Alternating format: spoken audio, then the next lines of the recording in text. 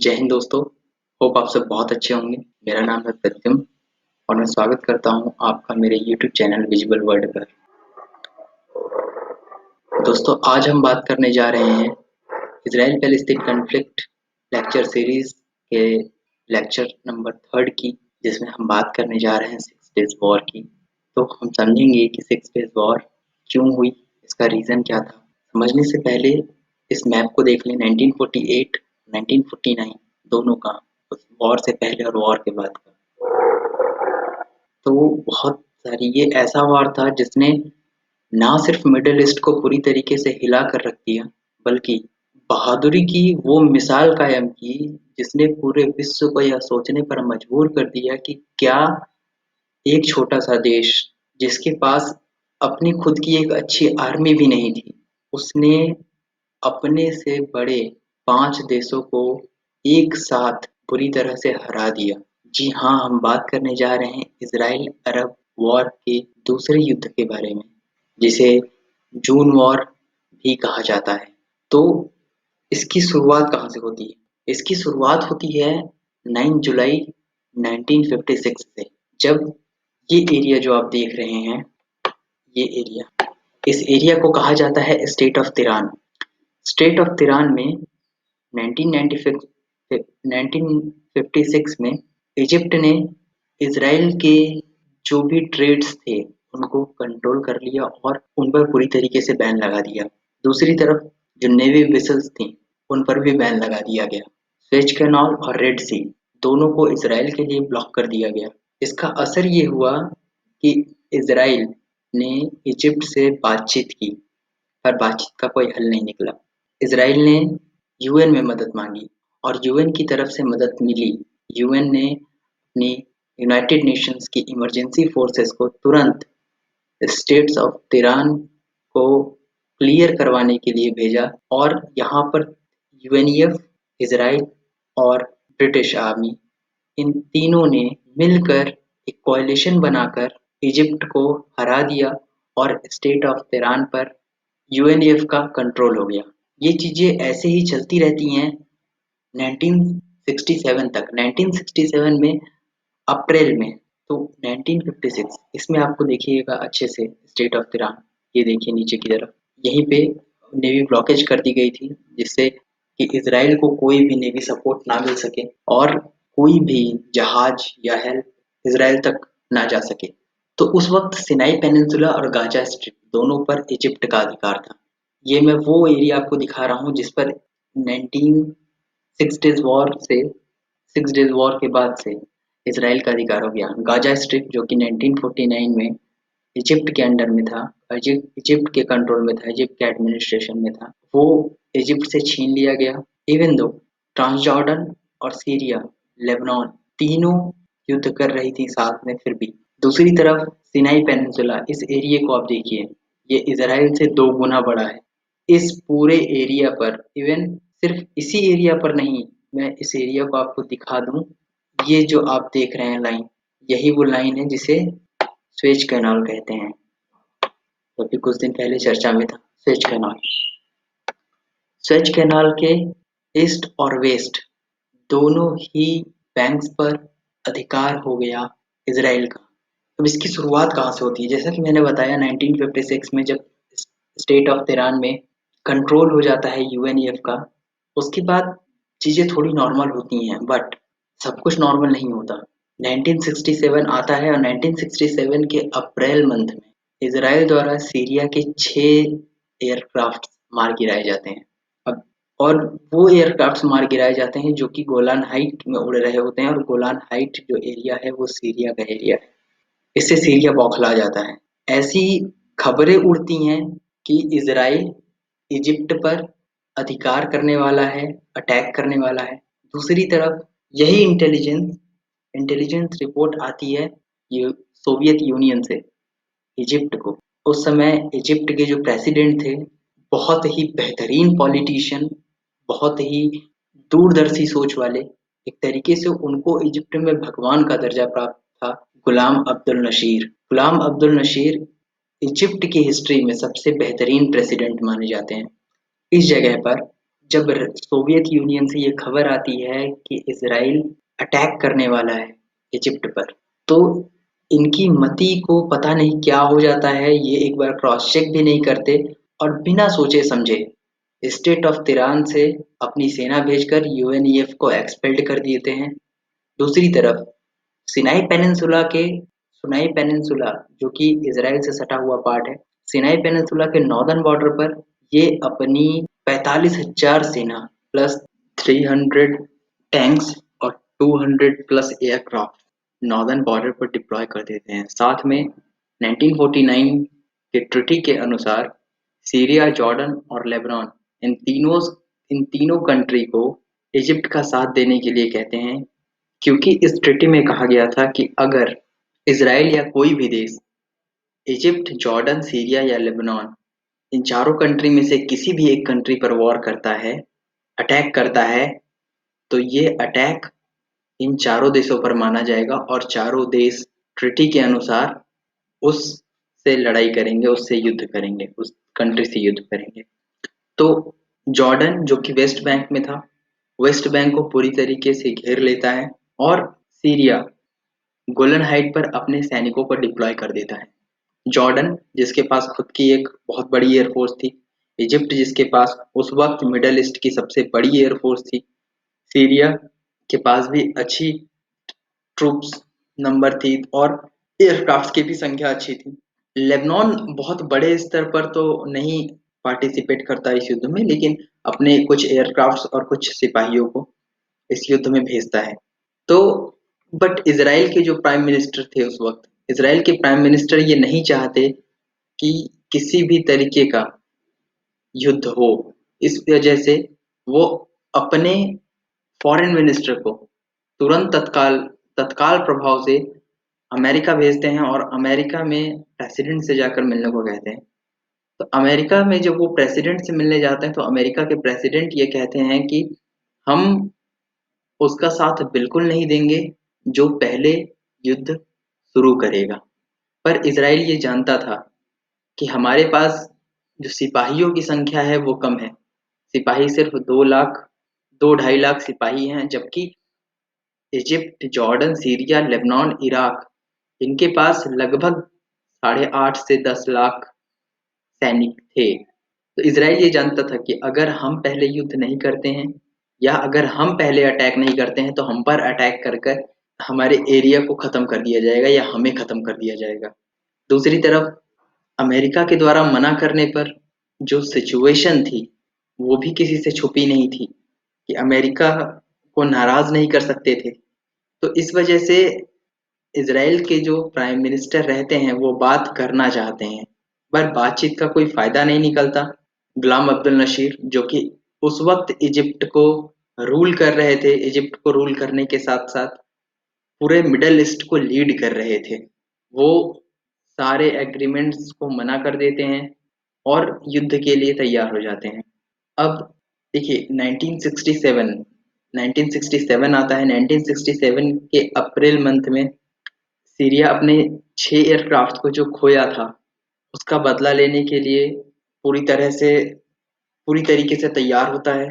दूसरी तरफ मई मई 1967 में गुलाम अब्दुल नशीर अपने सैनिकों और एयरफोर्स कमांडर्स को बुलाकर एक अच्छी मोटिवेशनल स्पीच देते हैं और युद्ध के बारे में बातचीत करते हैं। तो उस वक्त इसराइल की सेना उस वक्त इजिप्ट की सेना यही समझती थी कि हम अगर ये युद्ध लड़ते हैं तो हम जीत जाएंगे और डेफिनेटली अगर ये युद्ध ग्राउंड लेवल पे लड़ा जाता तो डेफिनेटली इसराइल की जीत हो जाती, इसमें कोई दो राय नहीं थी। सॉरी, इजिप्ट की जीत हो जाती, इसमें कोई दो राय नहीं थी, मिडल ईस्ट की कंट्रीज जीत जाती।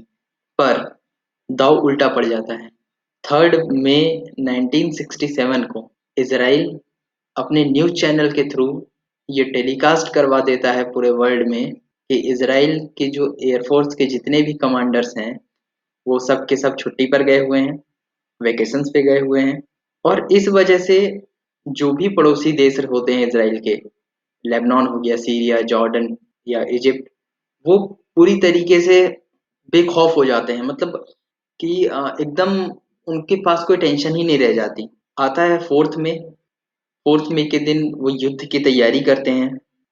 इसराइल अपने एयरफोर्स कमांडर्स को पूरी तरीके से तैयार करता है, पूरी स्ट्रैटेजी बनाता है, और पूरी स्ट्रैटेजी बनाने के साथ एक प्रिम्पटिव अटैक की बात की जाती है। प्रिम्पटिव अटैक का मतलब होता है कि आप पर कोई हमला करे उससे पहले आप हमला करके उस देश को पूरी तरीके से नेस्तो नाबूद कर दें। तो इसराइल अपने 200 एयरक्राफ्ट को तैयार करता है, और 200 एयरक्राफ्ट 5 मई 1967 को 7:45 पे इजिप्ट के एरिया में घुसती हैं। जब इजिप्ट के सिपाही या इजिप्ट की एयरफोर्स तैयार हो रही थी युद्ध के लिए, अपना काम कर रही थी, उसी वक्त इतना तेज हमला होता है कि 3 घंटे के अंदर 350 से ज्यादा एयरक्राफ्ट्स को उड़ा दिया जाता है, पूरी एयरफील्ड को उड़ा दिया जाता है, कई सौ टैंक्स उड़ा दिए जाते हैं, और कई हजार सिपाहियों को मार दिया जाता है। दूसरी तरफ इजिप्ट ट्रांसजॉर्डन को ये नहीं बताता कि हमने इजिप्ट ने इसराइल ने हमारे ऊपर हमला कर दिया और हमारा एयरफोर्स सपोर्ट खत्म हो चुका है। ये बात इजिप्ट नहीं बताता ट्रांसजॉर्डन को। ट्रांस और वो कहता है कि हमने इसराइल की सेना को पीछे धकेल दिया है, और आप वेस्ट बैंक से इसराइल पर अटैक कीजिए। जब ट्रांसजॉर्डन की एयरफोर्स उड़ान भरने वाली होती है, उसी वक्त सिनाई पेनिनसुला की जो जहाजें होती हैं एयरफोर्स की, जो 200 जहाजें उड़ान भरती हैं, उनमें से दो घायल हो जाती हैं, एक को तो मार गिराया जाता है, दूसरी इंजन फेल होने की वजह से गिर जाती है, क्रैश कर जाती है। वो घूम जाती है ट्रांसजॉर्डन की तरफ, वेस्ट बैंक की तरफ, और वेस्ट बैंक में भारी तबाही मचाकर ट्रांसजॉर्डन की पूरी एयरफोर्स को तबाह कर देती हैं। दो देशों की एयरफोर्स का सपोर्ट जब पूरी तरह से खत्म हो जाता है, वो उड़ा वहां की जहाजें उड़ान तक नहीं भर पाती। सोचिए, मिडल ईस्ट की सबसे पावरफुल एयरफोर्स बिना एक भी गोला बरसाए हार गई, वहीं पर पूरी तरह से खत्म हो गई। ये होता है। दूसरा, सीरिया से कहा जाता है, पर सीरिया के पास इतना बड़ा एयर सपोर्ट नहीं होता कि वो इसराइल पर अटैक करें, क्योंकि इसराइल अपनी एयरफोर्स को इस तरह सोचिए, प्रिम्पटिव अटैक का मतलब ही यही होता है कि आप किसी को सोचने का मौका तक ही नहीं देते, आप मौका ही नहीं देते किसी को सोचने का। तो 6 जून आता है। ये है वो फोटो जो गुलाम अब्दुल नशीर अपने एयरफोर्स के सिपाहियों और आर्मी के कमांडर्स के साथ खिंचवाए हैं, और ये मई 1967 की फोटोज है, तो आप देख सकते हैं।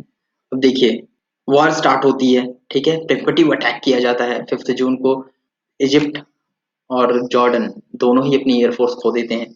6 जून को ग्राउंड पे वॉर शुरू होती है। ग्राउंड पे वॉर शुरू होते ही देखिए, किसी भी युद्ध में जो एयरफोर्स का सपोर्ट होता है वो सबसे मोस्ट इम्पोर्टेंट माना जाता है, क्योंकि एयरफोर्स ऐसी पावर होती है जो ज्यादा से ज्यादा एरिया कवर करती है, पास आने का मौका नहीं देती, दूर से ही एयर स्ट्राइक करके खत्म कर देती है।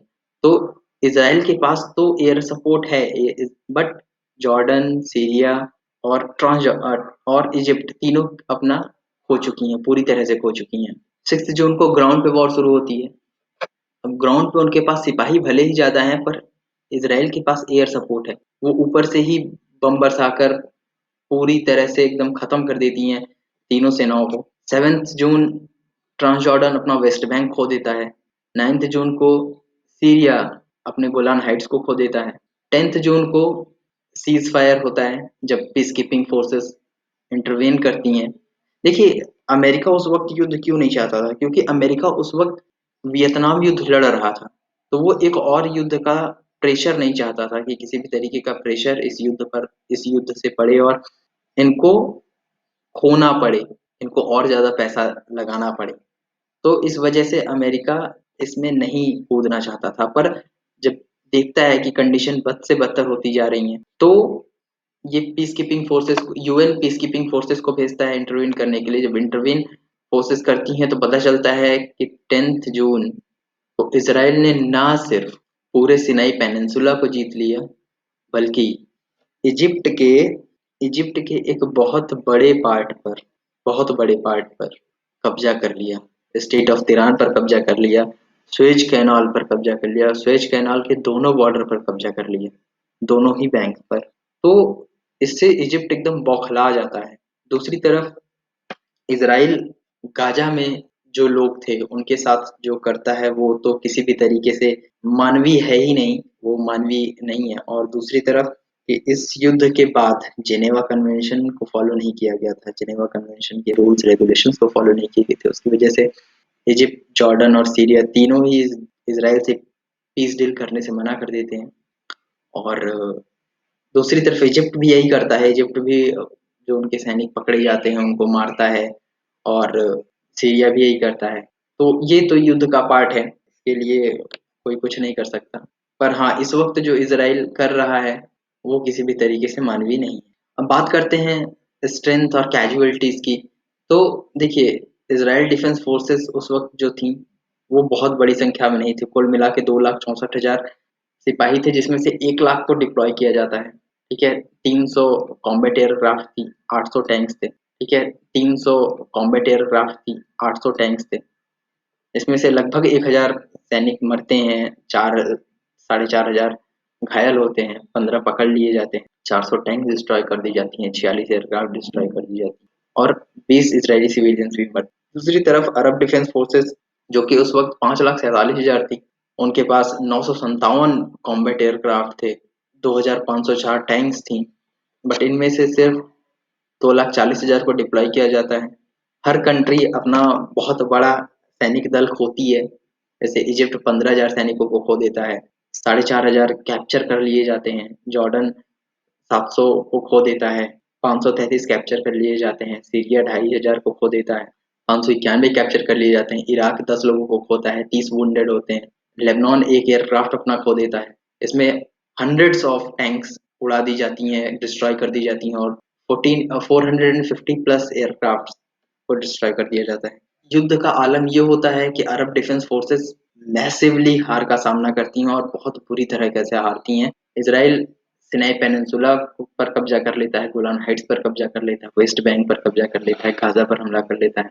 जो देखिए, उस वक्त के जो मेजर जनरल थे, चेम हरजॉग 19 जून 1967 को ये कहते हैं कि 1967 19 जून 1967 को इजरायली गवर्नमेंट 19 जून 1967 को इजरायली गवर्नमेंट एक वोट करवाती है, जिसमें ये कहा जाता है कि पीस एग्रीमेंट के अंतर्गत सिनाई पेनिनसुला इजिप्ट को लौटा दिया जाए, गोलान हाइट्स पर मिलिट्री को डिप्लॉय कर दिया जाए, और स्पेशल एग्रीमेंट के अंतर्गत स्टेट ऑफ तिरान के लिए बातचीत की जाए, और जो जॉर्डन के किंग थे हुसैन, उनसे भी बातचीत की जाए, और को ईस्टर्न बॉर्डर पर कंट्रोल की बात की जाए। तो ये सारी चीजें होती हैं, बट सितंबर में होता है पीस एग्रीमेंट, और पीस एग्रीमेंट को तीनों ही देश जिस तरीके से बर्बरता की गई थी इनके खिलाफ, या फिर इन्होंने जिस तरीके से बर्बरता की थी, ये पूरी तरीके से फेल हो जाता है, और फेल होने के बाद फिर इस जगह पर पूरा का पूरा कंट्रोल हो जाता है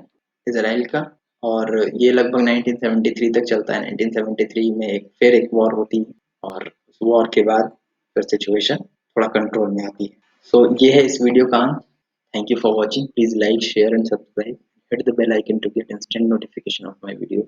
एंड आप लोग शेयर नहीं करते, सो प्लीज ज़्यादा से ज़्यादा शेयर करें, लाइक करें, ताकि ज़्यादा से ज़्यादा लोगों को इन सब विषयों में नॉलेज हो सके। So last but not the list, बढ़ते रहें, बढ़ते रहें। Stay tuned. Thank you.